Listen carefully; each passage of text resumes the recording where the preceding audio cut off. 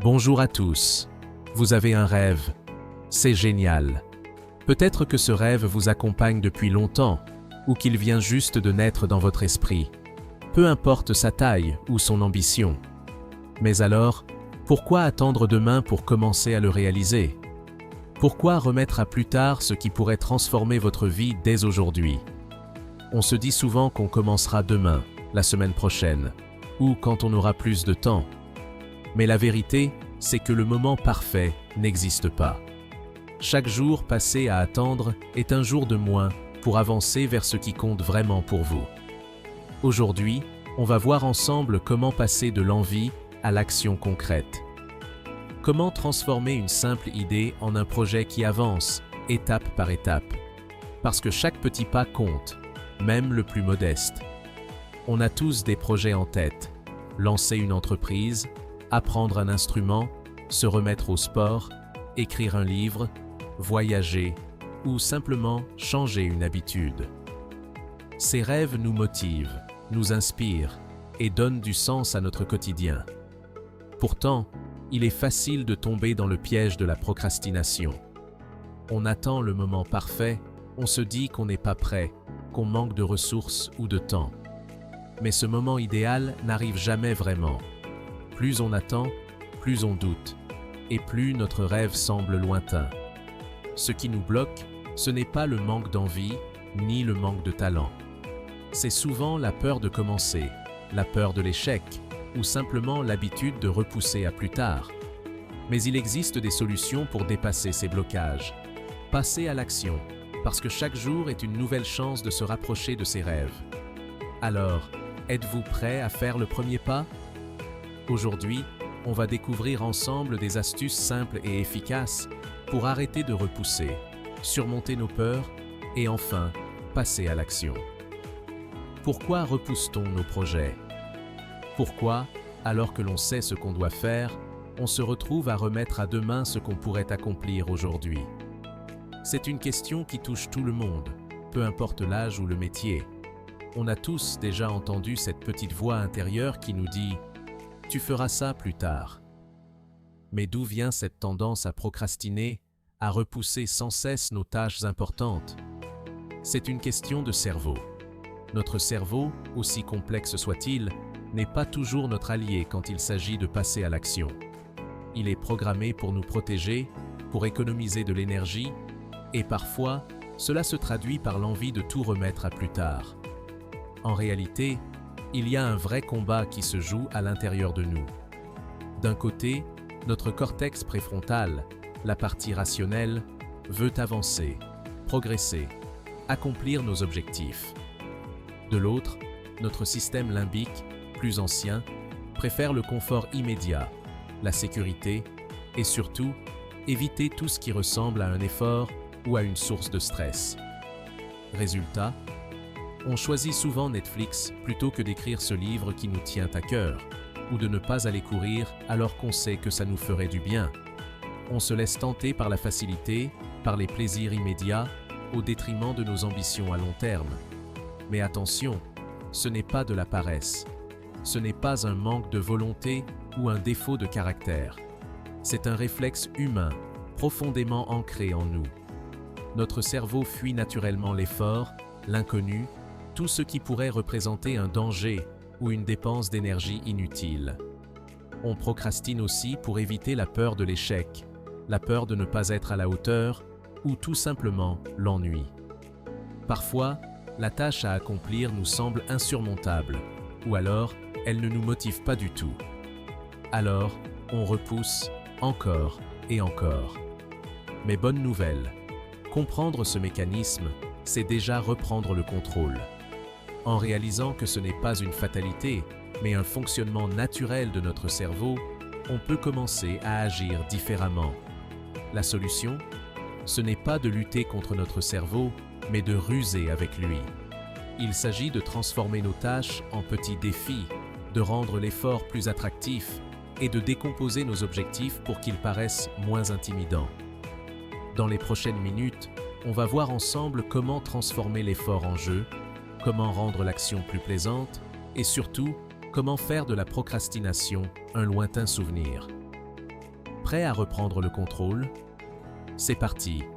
On croit que la motivation suffit, mais elle va et vient. La discipline, c'est ce qui fait avancer même quand on n'a pas envie. Les champions ne comptent pas sur l'envie, ils s'appuient sur la régularité. La discipline, c'est un muscle. Plus on l'utilise, plus il devient fort. Commencez petit, mais soyez constant. Oubliez l'attente de la motivation. Décidez d'agir, même sans envie. C'est la discipline, pas l'inspiration, qui construit le succès. Le plus dur, c'est de commencer. Rendez le premier pas tellement simple qu'il devient impossible de dire non. Écrire un paragraphe, marcher 15 minutes, regarder 2 minutes d'une vidéo. Voilà comment on démarre. Ce micro-geste brise l'inertie et change votre identité. Vous devenez quelqu'un qui agit. Félicitez-vous dès ce premier pas, même minuscule. Cette récompense immédiate donne envie de recommencer. Le jour 1, ce n'est pas la performance, c'est le déclic. Après le premier pas, le défi, c'est de continuer. Ne cherchez pas à en faire trop d'un coup. Répétez la même petite action chaque jour. L'important, c'est la régularité, pas la quantité. Cochez chaque jour où vous tenez votre engagement. Ne visez pas la perfection, visez la constance. Chaque répétition renforce votre discipline. C'est la seule méthode qui fonctionne sur le long terme. Pour tenir sur la durée, il faut un plan simple et visuel. Trop souvent, on se lance dans des projets ambitieux avec des idées floues ou des listes interminables, ce qui finit par nous décourager. Un plan clair, facile à comprendre d'un seul coup d'œil, permet de garder le cap et de ne pas se perdre en chemin. Utilisez des couleurs, des formes ou des symboles pour rendre votre organisation agréable à regarder et motivante. Décomposez votre objectif en petites actions claires et planifiez-les dans votre semaine. Plutôt que de voir une montagne à gravir, transformez-la en une série de petites marches accessibles. Chaque tâche, même minime, vous rapproche de votre but. Notez-les sur des post-it ou dans un agenda et répartissez-les sur plusieurs jours pour éviter la surcharge. Cette méthode rend chaque étape concrète et réalisable. Bloquez un créneau précis pour chaque action, comme un rendez-vous important. Ne laissez pas vos tâches flotter dans votre emploi du temps. Donnez-leur une place fixe, comme vous le feriez pour une réunion ou un rendez-vous médical. Cela vous aide à respecter vos engagements envers vous-même et à éviter la procrastination. Visualisez-vous en train de réussir votre tâche, cela réduit l'anxiété. Prenez quelques instants pour imaginer le sentiment d'accomplissement une fois la tâche terminée. Cette technique mentale booste la motivation et aide à surmonter les blocages. Plus vous vous voyez réussir, plus il devient facile de passer à l'action. Prévoyez des pauses régulières pour recharger votre énergie. Travailler sans interruption épuise rapidement la concentration. Accordez-vous de vrais moments de repos, même courts, pour respirer, bouger ou simplement vous détendre. Ces pauses sont essentielles pour rester efficace sur la durée. Une vraie pause, c'est loin des écrans et des réseaux sociaux. Profitez-en pour marcher, lire ou simplement observer ce qui vous entoure. Couper avec le numérique permet à votre esprit de se régénérer et de revenir plus frais à vos tâches.